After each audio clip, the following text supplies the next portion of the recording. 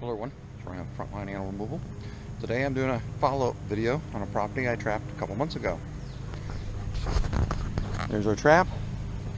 Right here is where the raccoons are getting in. And they were getting in down there a while ago.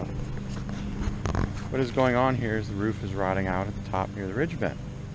And we advised the people who are in charge of the building that they should get the roof fixed. We don't do roofs, or at least we don't do entire roofs.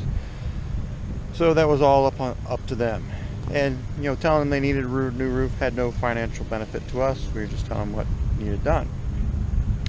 And as you can see, the roof is still in terrible condition because it hasn't been fixed, and now I'm back here.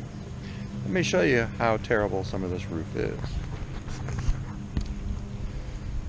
This section here is just completely loose. This is all rotted.